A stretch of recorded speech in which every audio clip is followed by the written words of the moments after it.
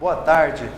O Jornal A Redação inicia agora em transmissão ao vivo a terceira entrevista de sua série de entrevistas com todos os candidatos a governador de Goiás. Eu sou João Nunes e vou conduzir esta série de entrevistas com a editora-chefe do Jornal A Redação, Aline Mil. A definição do calendário destas entrevistas foi feita por meio de um sorteio em acordo com a assessoria de todos os candidatos. Nosso convidado hoje é o candidato professor Wesley, do PSOL. Bem-vindo, professor. Obrigado. Este programa será dividido em 3 partes. Na primeira, o candidato responde as perguntas formuladas pela editora Aline Mil e pela equipe de jornalistas do A Redação. O candidato terá 4 minutos para responder a cada pergunta. Na segunda parte, o candidato vai responder a perguntas formuladas pelos leitores e enviadas pelas redes sociais. Você pode participar colocando a hashtag EntrevistasAR no Facebook, no Twitter e no Instagram. E também pode enviar diretamente pelo WhatsApp do jornal, que é o 6299567336. Este número está aí na home do jornal, no alto à direita. Na terceira parte, o candidato terá 10 minutos para suas considerações finais. Então, vamos à primeira pergunta. Candidato, por que o senhor quer ser governador de Goiás? Boa tarde. Boa tarde, João. Boa tarde, Aline. Boa tarde. Boa tarde a todos que estamos acompanhando nesse momento. Primeiro, é um prazer, uma honra, uma satisfação para nós podermos ter essa oportunidade. Haja vista que atualmente no estado de Goiás não se tem esse processo democrático para todas as candidaturas em todos os veículos de comunicação. Portanto, o papel aqui do Jornal A Redação hoje é fundamental, porque está priorizando e oportunizando aos eleitores uma forma mais democrática e igualitária para que possamos conhecer as candidaturas e suas propostas. Sou o professor Wesley, sou morador de Valparaíso de Goiás, ali na região do entorno de Brasília, região conhecida como a terra do NEM. Nem Goiás, nem DF, ninguém assume.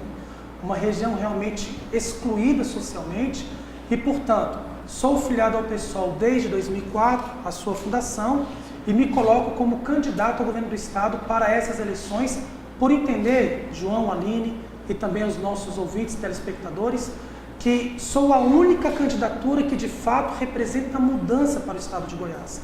Não estou atrelado a ninguém que administrou ou administra o estado de Goiás.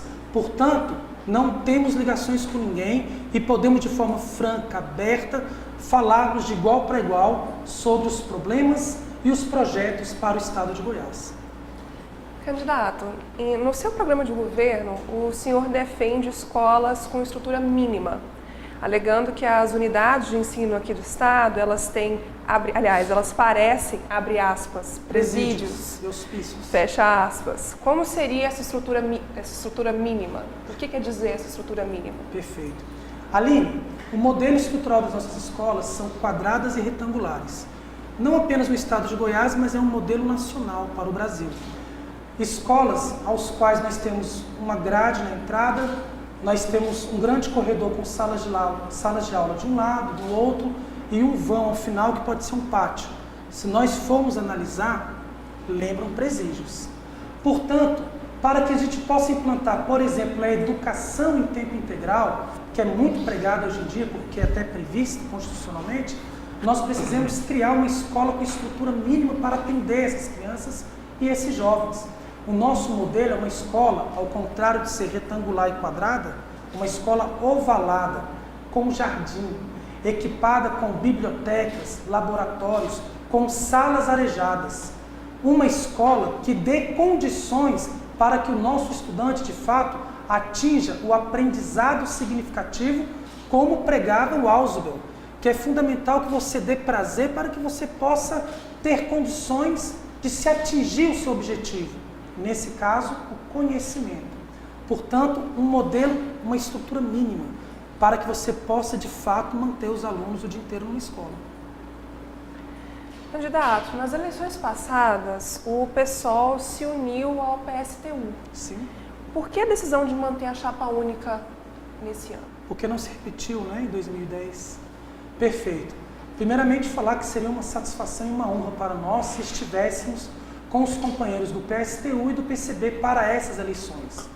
Bom, nós temos o mesmo fim, mudança social, transformação, o caminho para o socialismo, que é possível. Entretanto, o mesmo fim com caminhos diferenciados, com estratégias diferentes. O PSOL lança uma candidatura nacional, que é a nossa companheira presidente Luciana Genro, candidata à presidência da República. Os companheiros do PSTU e PCB possuem também candidaturas próprias nacionais. Portanto, para o Estado de Goiás não se viabilizou. Não quer dizer que nós não possamos estar juntos, muito pelo contrário. Certamente estaremos juntos nas próximas empreitadas e a nossa candidatura, assim como é também dos companheiros, tenho certeza, é uma candidatura para ir além das urnas, para que possamos estar junto ao povo e às movimentações sociais que são tão fundamentais para o povo do Estado de Goiás. O senhor vive no entorno do Distrito Federal, acabou de dizer para a gente que mora em Valparaíso de Goiás. Quais são as soluções que o senhor propõe para tentar resolver os inúmeros problemas que aquela região tem? Inúmeros. Olha, a região do entorno é uma região extremamente, Aline, João, excluída socialmente. É uma região que muito mais vive a realidade do Distrito Federal do que a realidade do próprio Estado de Goiás. Para se ter uma ideia, é uma região formada por cidades chamadas cidades dormitórios, ou seja, a população, os trabalhadores, as trabalhadoras, acordam de madrugada ali, chegavam a acordar 4 da manhã, 4h30 da manhã e pegavam na época aquela antiga empresa Napolina, uma empresa de ônibus ruim, cara, corrupta, que financiava campanhas políticas e que bancava o monopólio do transporte daquela região. Esses trabalhadores ficavam 2, 3 horas em ônibus, nas idas e nas voltas, e davam todo o seu dia de trabalho para o Distrito Federal. Portanto, não vivem uma região ao qual a criminalidade cresce a olhos nus, a educação foi abandonada e não se existe saúde pública. Para nós do PSOL, fundamentalmente, iremos criar uma empresa pública de transporte para atender de forma circular a região do entorno. E em parceria com a União e DENIT, para que essa empresa possa fazer também o transporte interestadual. Não como ficou prometendo aí o Iris Rezende. O candidato Iris Rezende está sendo mal assessorado, está prometendo metrobus para o entorno. Os assessores precisam estudar mais para poder passar a informação correta para ele. Não se faz metrobus em região interestadual. Região interestadual, a discussão é com o DENIT. Portanto, nós estamos propondo uma empresa pública de transporte e também reativar a linha férrea, que liga Lusiânia a Brasília, um transporte barato, um transporte limpo e que não vai ter nenhum custo para o Estado de Goiás. Além disso, e aí não é apenas para o entorno de Brasília, mas é para todo o Estado de Goiás, uma proposta nossa é a criação da Polícia de Segurança Pública, uma polícia desmilitarizada e unificada, uma polícia que já está em trâmite no Congresso Nacional a partir da PEC 51. Não é uma invenção do PSOL. Uma polícia que não seja repressiva, mas que seja educativa, preventiva, comunitária e que atue lado a lado a população e não amedrontando essa mesma população. Portanto, seria mais ou menos algumas propostas emergenciais para a questão do entorno. Haja vista que da segurança pública, João, é para todo o Estado de Goiás. E, candidato, o senhor é contrário à decisão do atual governo de adotar as organizações sociais na gestão dos principais hospitais do Estado. Caso eleito, o que o senhor faria? Qual seria a sua proposta nesse sentido? Primeiramente, Aline, você é a primeira jornalista que pergunta de forma correta o problema das OSs, os principais hospitais do Estado. Ou seja, na sua pergunta já vou responder. As OSs não atendem todo o Estado de Goiás. Voltando para a região do entorno, quando alguém precisa de um hospital público, precisa correr ao Hospital de Santa Maria do Gama, lá no Distrito Federal. Não se atende, não se tem hospital público no entorno. Como também não se há essa mesma demanda para o Nordeste goiano, por exemplo. Portanto, as poucas unidades que se tem, além de Goiânia e região metropolitana, não estão sendo administrados pelas OSs. Nós vamos romper os contratos das OSs porque nós queremos entender por que o governo do Estado de Goiás está passando uma responsabilidade a um setor terceirizado, sendo que você tem verba própria e verba federal para gerenciar a saúde pública. O governador tem muito a explicar e a responder. Por exemplo, quanto se ganha hoje um diretor de OS? é estranho, é um segredo que está em 7 chaves e ninguém consegue entender. Onde estão os servidores públicos da saúde que não estão mais locados onde estavam, por conta das OS? A nossa proposta, Aline, João, é o fortalecimento do Sistema Único de Saúde. Nós, do PSOL, vamos recuperar o laboratório do IQEG, que foi abandonado pelo atual governo. A partir do laboratório do IQEG, iremos subsidiar medicação gratuita à população. Isso para nós é fundamental. Vamos implantar também o programa Saúde em Casa, ao qual vamos dar uma outra visão de saúde pública. Não é a população que precisa buscar a saúde, o hospital, mas a saúde vai se colocar à disposição da população. Uma equipe formada por médicos, enfermeiros e agentes de saúde irá atender a população em domicílio. Um atendimento preventivo, comunitário, para que a gente possa, de fato, para que nós possamos mapear os problemas da saúde pública e agir quando for necessário. É inverter a lógica da saúde pública. O senhor chegou a criticar a comemoração do governo do estado da colocação no IDEB na semana passada. Por quê? Não sei se foi a comemoração. O que eu coloquei em xeque são os critérios avaliativos do IDEB para o resultado. Olha, eu sou professor da rede pública municipal em Valparaíso, concursado pela prefeitura, e fui professor de contrato pela rede estadual durante algum tempo da minha vida. A minha esposa é professora concursada há 12 anos pela rede estadual. Como funciona o estado de Goiás, a educação do estado de Goiás, em quase toda a sua maioria das unidades de ensino? Escolas que não possuem autonomia. Só um dado, até para aproveitar, Folha de São Paulo, há 4 anos atrás, apontava que mais de 72% das escolas públicas brasileiras não possuem bibliotecas. Ora, não se há um incentivo à leitura. Portanto, esse dado deságua também aqui no estado de Goiás. Trabalhei nas escolas estaduais e todas elas, quando não se tinha biblioteca, os livros estavam sendo precarizados, abandonados, não eram utilizados, ficavam em salas trancadas. Escolas sucateadas. Como professor de contrato temporário no estado de Goiás, eu levei 90 dias para receber o primeiro pagamento. O salário do governador Marconi Perillo não atrasa 90 dias. Cumpre-se CLT para o lado dele, mas não se cumpre para os trabalhadores. Um professor do estado de Goiás, para cumprir a chamada carga horária, era obrigado, se formado em matemática, a pegar, por exemplo, disciplina em química, física, língua portuguesa, geografia. Isso é verdade. É uma denúncia séria ao qual eu estou fazendo aqui. Portanto, o professor tinha que lecionar todas as disciplinas e isso é proposital. Porque se a população não recebe uma educação de qualidade, essa população não terá condições, ela, de realizar as transformações sociais tão fundamentais. Portanto, o que eu questionei do IDEB foram os critérios para avaliação. Logicamente, seria um motivo de orgulho para nós se a educação do estado de Goiás de fato fosse primeiro colocado, especialmente onde eu dei aula, no ensino médio. Entretanto, existe uma política nas escolas, inclusive, pela retenção, pela não retenção, pelo favorecimento a números. A população do estado de Goiás, isso passa pela educação, ela não é vista como um ser humano, que possui complexos, sonhos e problemas, mas ela é vista como um número. É um número que vem estar na estatística de aprovados, de reprovados, estatística de quem está preso, quem não está, quem está empregado, quem não está. Nós não vamos tratar você como um número. Portanto, vamos tratar você como ser humano com suas complexidades. A educação terá um outro viés. E eu espero, sinceramente, que haja critérios mais transparentes nas próximas avaliações, porque sei, como professor, que os professores do estado de Goiás são verdadeiros heróis por realizar um trabalho maravilhoso que realizam nas péssimas condições e nos péssimos salários que ganham. E os nossos alunos são sedentos de conhecimento. O que falta é investir pesado em educação.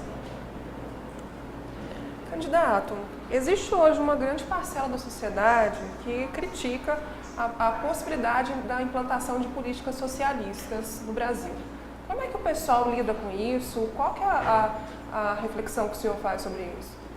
Aline, o que falta realmente é termos um pouquinho mais de conhecimento daquilo que são chamadas políticas socialistas.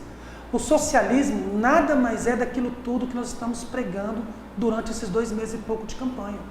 Igualdade social, combate à corrupção, desconcentrar riqueza nas mãos de tão poucos e redividi-la para toda a população de forma correta. E é isso que nós estamos defendendo. Quando, por exemplo, eu defendo que eu não quero mais as OS na saúde, que eu não quero mais a privatização da CELG e da Saneago, que eu não quero mais a militarização do ensino público, quer dizer que nós temos que trazer todas essas estatais e essas instituições importantes para o Estado de Goiás para as mãos do povo, através dos gestores que foram eleitos democraticamente com dinheiro público. É um absurdo, por exemplo, nós estamos já praticamente entregando a CELG. O governo está vendendo a CELG, mas vai aumentar, né, a conta de energia da população do Estado de Goiás. As nossas estradas, todas estão sendo privatizadas, é o pedágio, mas nós pagamos os impostos sobre as estradas. Não era necessário ter a privatização. Portanto, o socialismo é a defesa de uma sociedade mais justa, fraterna e igualitária. Nós, muitas vezes, somos apontados como candidatos ideológicos que defendem ideologia. É verdade, eu defendo uma ideologia de igualdade para todos. Entretanto, os candidatos da direita, os 4 primeiros aí das pesquisas, todos são da direita, liderados pelo senhor Marconi Perillo, também possuem uma ideologia. A ideologia da direita é a seguinte: vamos sucatear a questão pública, vamos destruir tudo para justificar as privatizações. E nós não vamos aceitar. Chegamos agora à segunda parte desta entrevista. É a parte na qual os leitores e internautas enviam as suas perguntas. Você também ainda pode enviar a sua pergunta usando a hashtag EntrevistasAR, pelo Twitter, Facebook ou Instagram. Pelo WhatsApp também você pode mandar, o número é este que está aí na home do jornal do lado direito. Aline, quais são as primeiras perguntas? Candidato, a primeira questão, o senhor até já passou por ela aqui, mas eu acho que vale a pena a gente conversar mais um pouco sobre isso. Claro. A Sheila, ela conta que ela está morando, Sheila Moniz, aqui de Goiânia. Ela conta que ela está morando aqui em Goiânia, mas ela é de Brasília e conhece bem os problemas do entorno do Distrito Federal. Ela questiona: candidato, uma das coisas que mais castiga a população do entorno é o transporte público caro e precário. Qual a solução para minimizar esse problema? Tem mais alguma coisa a acrescentar, fora aquilo que o senhor já... Olha, Sheila, né? Isso. Sheila, você conhece a nossa realidade, a realidade do entorno de Brasília, de fato. Inclusive, é importante colocar que, a partir das lutas de junho de 2013, quando a população do país foram às ruas, nós fomos às ruas protestar e lutar por mais dignidade, mais educação, mais saúde, a partir da luta das tarifas do transporte, que teve força aqui em Goiânia, inclusive, nós no entorno estávamos lutando contra o monopólio da empresa Napolina, que você sabe muito bem, Sheila, e população do entorno, uma empresa ruim, que detinha durante décadas o monopólio e que não era questionada porque descobrimos, financiava campanhas políticas. Campanhas como, por exemplo, esses magnatas representados por Marconi e sua trupe. Portanto, nós conseguimos, com o povo, nas ruas, nas movimentações sociais, nós quebramos esse monopólio. Entretanto, foi colocado um novo monopólio, trocou 6 por meia dúzia. Sabemos que não vai resolver o problema. Nós precisamos é que haja mais opções de transporte público. Queremos e vamos implantar uma empresa pública de transporte. Entretanto, só isso também não vai resolver. Ativar a linha férrea entre Lusiânia e Brasília com transporte de passageiros, além de facilitar e ajudar, também será um transporte barato e limpo. E vamos também estudar o VLT para o entorno de Brasília e, aliás, para todo o estado de Goiás. São algumas das propostas que nós temos para o transporte público, mas queremos também dialogar com a população, ouvir a população, especialmente aquela que sofre todos os dias com transporte precário, ruim e ineficiente. Acredito até que nosso programa eleitoral de hoje à noite o tema já seja esse, transporte público. Eu vou emendar uma pergunta minha agora. À vontade, Aline. Já que a gente falou de VLT, é possível implantar um VLT sem parcerias privadas, parceria público-privada? É possível fazer isso? É possível que você tenha dinheiro para isso. Basta que você tenha dinheiro e força de vontade. Nós vamos dialogar com quem tiver que dialogar. As instituições colocadas estatais e as oficiais. Não há nenhum problema, por exemplo, de buscar a ajuda de quem nós temos que buscar, da União. O VLT já é algo que está sendo avançado para todo o país. Não é uma invenção para o estado de Goiás. E é um transporte alternativo. Quanto mais opções do transporte nós dermos à população, melhor será para a solução caótica que está aí. Que não é só do estado de Goiás, né? É um problema, e ali no caso do entorno, e também algumas regiões metropolitanas para o estado de Goiás, que é o problema da conurbação. Conurbação, ou seja, as cidades perderam a sua identidade. Elas se misturam, não se há limite. Onde se inicia uma, termina a outra. Resultado direto da especulação imobiliária, do crescimento desordenado, da falta de planejamento urbanitário. Portanto, o transporte torna-se também responsável direto e também vítima desse processo de conurbação. Vamos sim buscar a união, os recursos necessários para que a gente possa, de fato, implantar as políticas públicas em transporte público e coletivo para o estado de Goiás. A gente tem mais uma pergunta sobre o entorno de Brasília. A Mara Regina, aqui de Goiânia, ela questiona, ela pergunta, o que o senhor acha das propostas de desmembrar o entorno do DF? Tirar essa região de Goiás e passar para o DF? O governador Marconi Perillo, ele não gosta de ir em debates, não tem ido, não tem respondido, ele não quer debater, não quer discutir eleição. O processo dele é licitação, ou seja, vende tudo, loteia tudo, entrega para o setor privado. Mas ele não vai, mas mandou um representante, que é o Alexandre Magalhães, é o representante do Marconi Perillo, é o candidato deles. E ele tem defendido essa ideia excludente de tirar o entorno e transformar no estado do Planalto, que era a ideia lá de Paulo Otávio, Roriz, daquele povo que domina o Distrito Federal. Deixa eu falar uma coisa para vocês. Eu moro no entorno. Se toda vez que eu tiver um problema eu tiver que separar, a minha ação é pela exclusão social. Não é assim que se resolve. É uma ideia estapafúrdia, irresponsável, uma ideia impensada e insana do candidato do Marconi, Alexandre Magalhães. Temos que avisar o Alexandre, o Marconi, eu não sei nem quem mais, que nós vamos assumir o entorno de Brasília. Eu sou o candidato para falar que nós estamos pautando o entorno. Ninguém nunca pautou o entorno. Eu estou incluindo uma discussão que foi passada desapercebida durante todos esses anos. Nós vamos assumir o entorno e falar, é o estado de Goiás. Não vamos separar tudo quanto é problema, porque é uma ação excludente que nem passa pelo princípio da minha própria vida e da minha formação. Moro no entorno, minha filha estuda em colégio público do entorno, eu sou usuário do transporte público de lá e vou continuar lá. E quero que seja estado de Goiás, porque eu não moro no DF. E a população precisa ter esse respeito, esse carinho.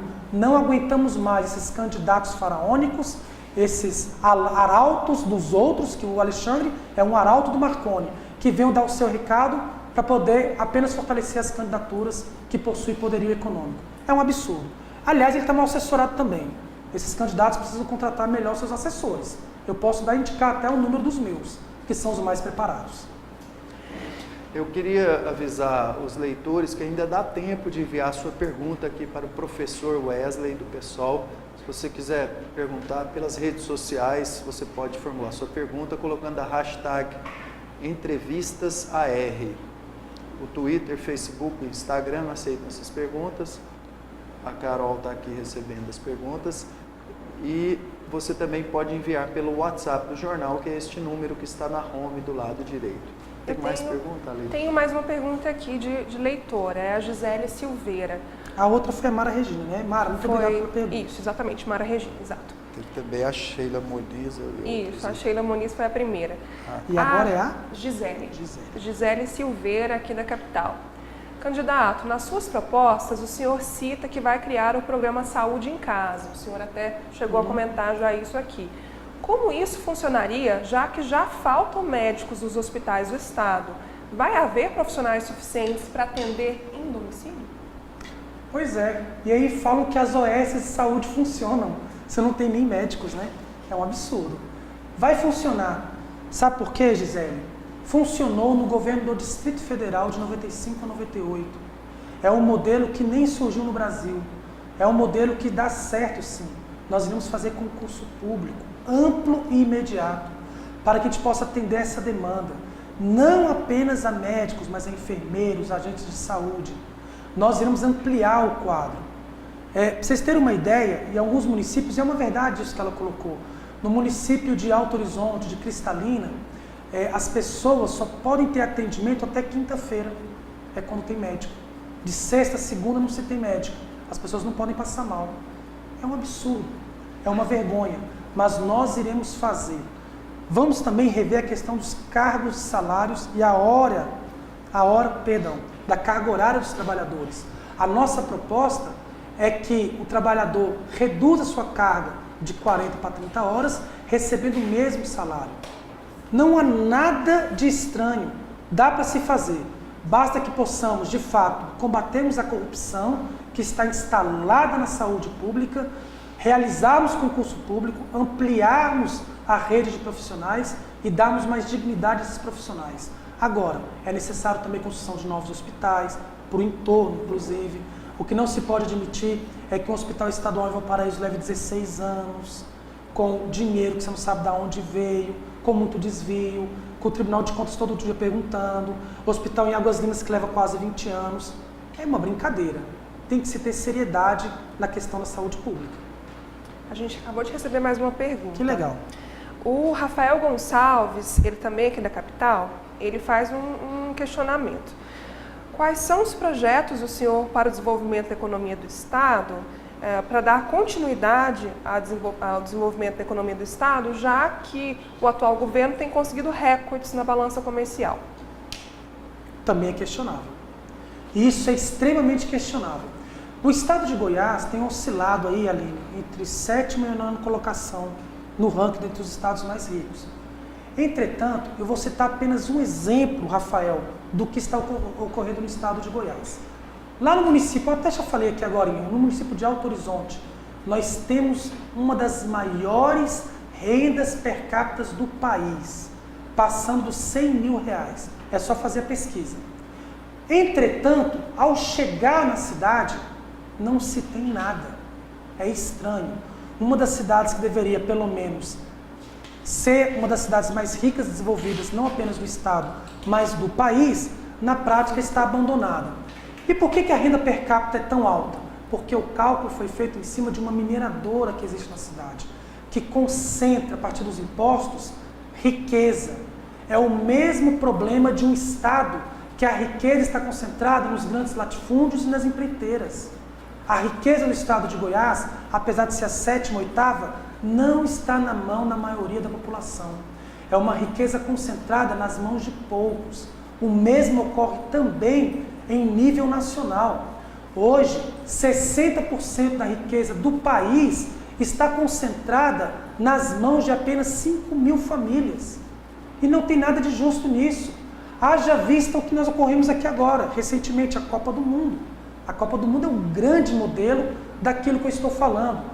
Construímos, por exemplo, um estádio de futebol com valores exorbitantes em Manaus, aonde a população sofre ainda com malária.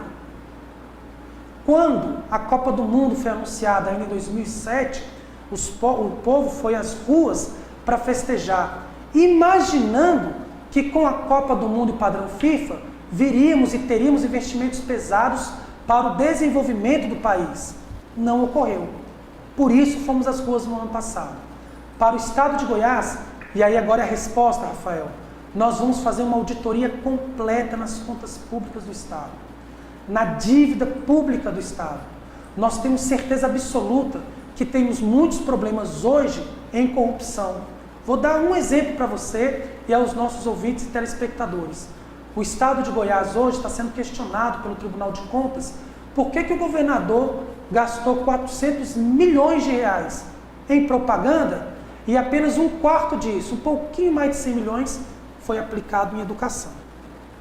É muita maquiagem, né, governador? Quer ficar bonito na foto. Educação não é importante.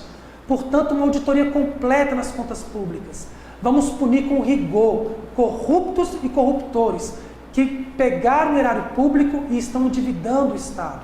O serviço público não pode virar cabide eleitoreiro de emprego. É mais ou menos assim. Alguns candidatos prometem: vota em mim que eu te arrumo 10, 15 vagas na escola, no hospital, onde quer que seja. Ele não pode fazer isso. São empresas públicas. Tem que se ter concurso público. Não pode ser barganha. E isso nós vamos acabar para o Estado de Goiás. Vamos enxugar a máquina e teremos receita para melhorarmos de fato, não em números, mas de fato a população do Estado de Goiás no que tange a economia do Estado. Além de enxugar o Estado, quais são as propostas para o desenvolvimento econômico do senhor, que foi perguntado pelo Rafael?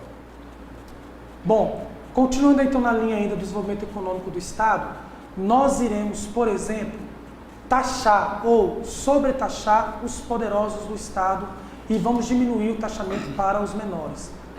Queremos também questionar por que algumas multinacionais chegam a pagar de impostos de 3% a 4% ou até são isentas, enquanto que o pequeno e o médio empresário, que precisam ter um fôlego maior, chegam a deixar 17% em impostos. Nós vamos rever essa situação e vamos investir pesado também nos chamados polos industriais e tecnológicos para o Estado de Goiás, que vai fomentar emprego, renda, tecnologia e o desenvolvimento econômico, que nós estamos chamando de tecnópolis. As tecnópolis, então, serão centros tecnológicos e industriais para desenvolvimento, gerando emprego e renda por regiões administrativas do Estado. Por exemplo, a Tecnópolis para a região Nordeste, ali em Flores de Goiás, vai ser incentivada para, por exemplo, cursos formados para a questão agrária. Seria mais ou menos isso. Seguindo ainda na linha da economia, a gente também acabou de receber uma pergunta do Wesley que eu acho que casa bem com isso. Como o senhor vai atender micro e pequenos empresários que precisam de acesso facilitado a fundos de investimento? Olha, nós vamos desburocratizar para esse micro e pequeno empresário. Porque tem um problema hoje no Estado de Goiás, que é a burocracia. O pequeno e o médio empresário para o Estado de Goiás ele é fundamental para a economia. Ele precisa ter facilidades no acesso e no investimento para o qual ele possa aplicar no seu estabelecimento. Porque o seu estabelecimento, inclusive, receberá garantias do governo do Estado e incentivos a partir do momento que ele, por exemplo, colocar o primeiro aprendiz, que ele começar a trabalhar lado a lado com uma educação pública de qualidade, dando oportunidade ao primeiro emprego. Bom, para ele, então, a nossa promessa é desburocratização e facilitar o investimento. Agora, ao empresário, eu queria falar rapidamente uma coisa que eu acho muito importante. Nós somos muito acusados também, a nossa candidatura, de não falar do empresário e não defender o empresariado. Isso é uma mentira. A verdade é que o empresário inteligente vai votar no professor Wesley, vai votar no PSOL. Sabe por quê, João? Sabe por quê, Aline? No governo do PSOL, o empresário não vai precisar deixar 30% de propina. O dinheiro é seu. Muito bem, chegamos agora à terceira parte desta entrevista, a parte na qual o candidato terá 10 minutos para fazer as suas considerações finais. Mas antes, eu gostaria de avisar para os leitores que enviaram suas perguntas, que não tiveram tempo de ser respondidas, que essas perguntas serão repassadas para a assessoria do candidato, que poderá respondê-las diretamente. Candidato, o senhor dispõe de 10 minutos para as suas considerações finais. Ok, João, Aline. Primeiramente, eu quero agradecer essa rica oportunidade do jornal A Redação. Hoje, no Brasil e no estado de Goiás, o processo eleitoral não tem sido resultado de uma democracia. Na realidade, nós do PSOL defendemos inclusive o financiamento público de campanha e defendemos uma profunda reforma política que possa dar condições igualitárias a todos os candidatos e as suas propostas para que você, o eleitor e a população do estado e a população do país possa, de fato, conhecer de forma democrática e limpa quem são os candidatos. Esse processo que está colocado hoje, ele apenas beneficia candidaturas do poderio econômico, candidaturas fartas, com dinheiro. Quero chamar a atenção no seguinte: empresário que está financiando essas campanhas públicas, e nós somos contrários a esse tipo de financiamento, não faz financiamento, faz investimento. Depois das eleições, tem troco, tem retorno. Vão discutir quem ficará com a maior fatia do bolo. São vampiros do erário público.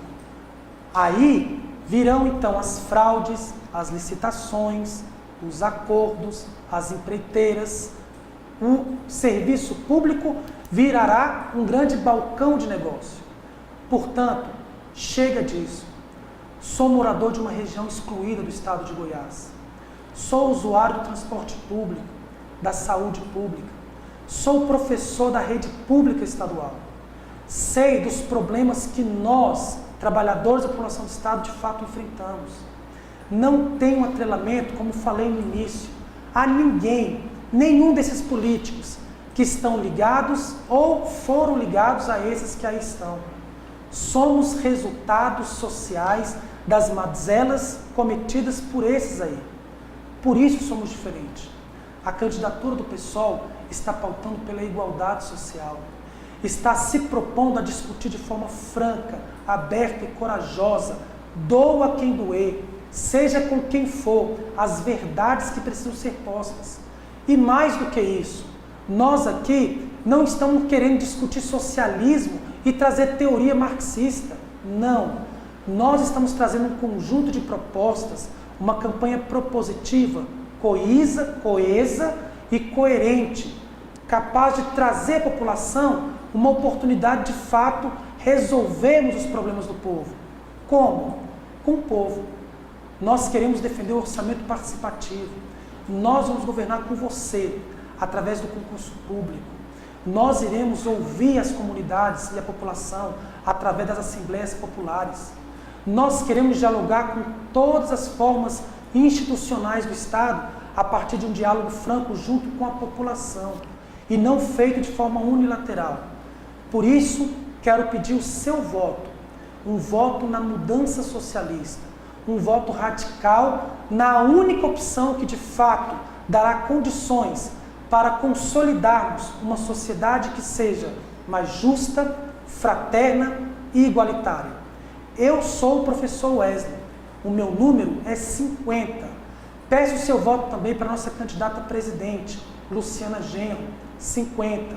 O seu voto para o senador Elber Sampaio, um homem íntegro, que irá moralizar aquela casa corrupta. O número dele é 500. Voto na chapa dos nossos candidatos a deputados federais e estaduais, especialmente ao professor Pantaleão. O professor Pantaleão você conhece, tem história, é um homem que vem desde a história da ditadura militar, um homem do povo, um trabalhador, um lutador, que tem pautado na sua própria vida a luta pela democracia. Portanto, esse é o conjunto de homens e mulheres, guerreiros e guerreiras, que nós, do PSOL, apresentamos à população nessa luta de Golias e Davi e Golias. Portanto, quero agradecer a oportunidade, pedir o seu voto e me colocar à inteira disposição para quaisquer eventualidade. Muito obrigado, Aline, muito obrigado, João, muito obrigado ao jornal A Redação. Obrigada, professor. Nós que agradecemos a sua presença, professor Wesley, em nome de toda a equipe do jornal A Redação. E foi mais uma muito proveitosa entrevista que nós tivemos aqui hoje. Agradeço também a empresa que é nossa parceira nesta transmissão ao vivo, a Live. E agradeço ainda a jornalista Aline Mil e a toda a equipe de jornalistas que está nos bastidores desta entrevista. A Adriana Marinelli, a Carolina Pessoni, a Lorena Lara, o Wesley Porfírio, a Ana Carla Garrote e o Caio da Cinegrafia. Convidamos você para assistir à próxima edição desta rodada de entrevistas na sexta-feira, às 15 horas. Nosso candidato será o candidato Alexandre Magalhães, do PSDC. A cobertura completa desta entrevista que você acabou de assistir e de toda a série de entrevistas, você confere no jornal arredação.com.br. Muito obrigado pela audiência e até sexta-feira.